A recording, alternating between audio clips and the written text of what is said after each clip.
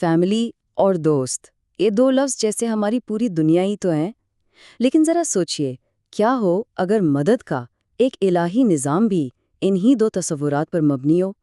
ایک ایسا سسٹم جو یہ بتاتا ہے کہ اس کائنات میں مدد اصل میں کام کیسے کرتی ہے، نہ صرف ہم انسانوں کے درمیان بلکہ ایک بہت ہی گہری، ایک روحانی سطح پر۔ چلیں اس راز کو سمجھنے کی کوشش کرتے ہیں۔ دیکھیں، کسی بھی معاشرے میں چلے جائیں، دو رشتے سب سے اہم ہیں، ایک فیملی اور دوسرے دوست۔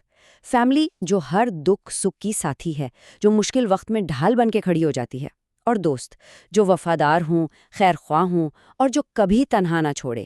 یہی تو وہ رشتے ہیں نا جو ہماری زندگی کی اصل بنیاد ہیں، ہمارا سب سے بڑا سہارا ہے۔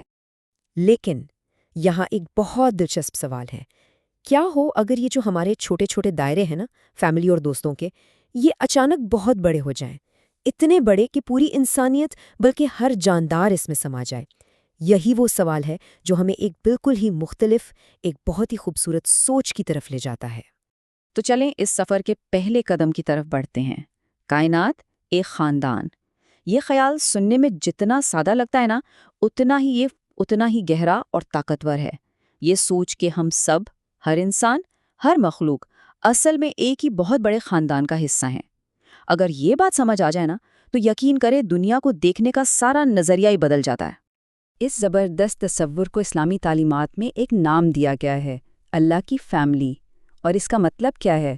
سیدھا سا مطلب ہے تمام مخلوق، یعنی ہر انسان، ہر جانور، ہر پودا، جو کچھ بھی اس کائنات میں ہے، وہ سب ایک ہی خالق کے بنائے ہوئے ایک بہت بڑے، ایک وسیع خاندان کا حصہ ہے۔ اچھا، تو جب ہم سب ایک خاندان ہیں تو پھر ہماری ذمہ داری کیا بنتی ہے؟ خاندان میں سب سے اہم بات کیا ہوتی ہے؟ یہی نا کہ ایک دوسرے کا خیال رکھا جائے، ایک دوسرے کے لیے آسانیاں پیدا کی جائیں۔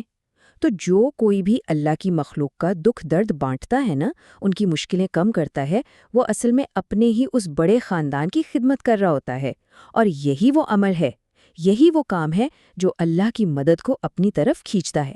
تو یہ تو ہوئی خاندان کی بات۔ اب اس بڑے خاندان کے اندر ایک اور دائرہ ہے، ایک انر سرکل، جسے ہم بھلائی کے دوست کہہ سکتے ہیں۔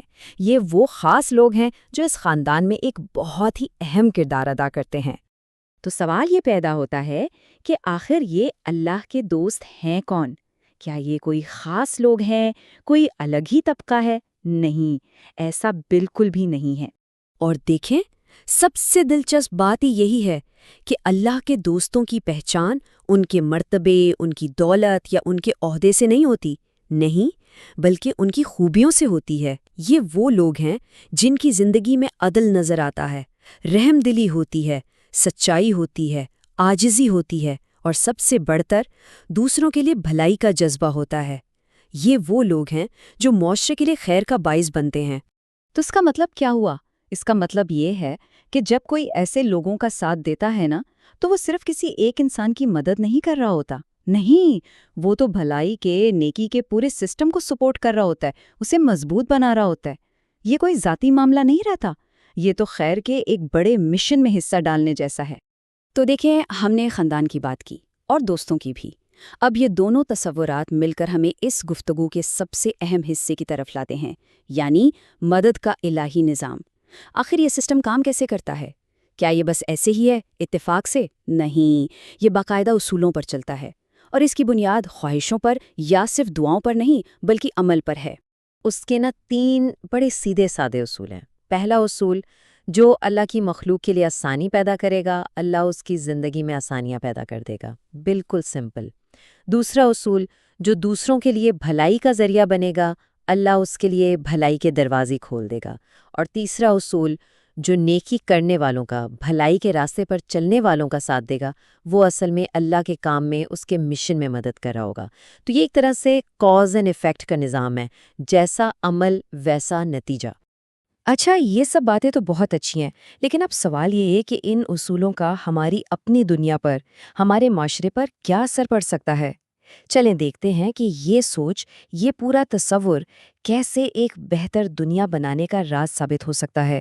ذرا تصور کریں، اگر ہم سب یہ مان لیں، دل سے مان لیں کہ ہم ایک ہی خاندان کا حصہ ہیں، تو کیا ہوگا؟ وہی معاشرے کی آدھی سے زیادہ برائیاں تو خود ہی ختم ہو جائیں گی۔ جہاں نفرت ہے وہاں محبت آ جائے گی، جہاں حسد ہے وہاں ایک دوسرے کی بھلائی کا جذبہ آ جائے گا، اور جہاں ظلم ہے وہاں انصاف قائم ہو جائے گا۔ کیوں؟ کیونکہ پھر کسی ایک کو دکھ دینا ایسا ہی ہوگا جیسے اپنے ہی خاندان کے کسی فرد کو دکھ دینا۔ اور یہی اس ساری گفتگو کا نچوڑ ہے کہ اللہ کی مدد کا تعلق صرف دعاؤں سے نہیں ہے، بلکہ اس کا تعلق ہے عمل سے، انسانیت کی خدمت کرنے سے، نیکی اور اچھائی کو سپورٹ کرنے سے، اور دوسروں کے لیے آسانیاں پیدا کرنے کے عمل سے۔ اصل چیز ہے عمل۔ تو آخر میں ایک سوال جو ہم سب کو خود سے پوچھنا ہے کہ آج اللہ کے اس بڑے خاندان کے کس فرد کے لیے کوئی چھوٹی سی آسانی پیدا کی جا سکتی ہے؟ کیونکہ یاد رکھیے گا، اسی ایک چھوٹے سے عمل میں، اسی ایک قدم میں کامیابی کا، ہماری اپنی بہتری کا اور روحانی ترقی کا سب سے بڑا راز چھپا ہوا ہے۔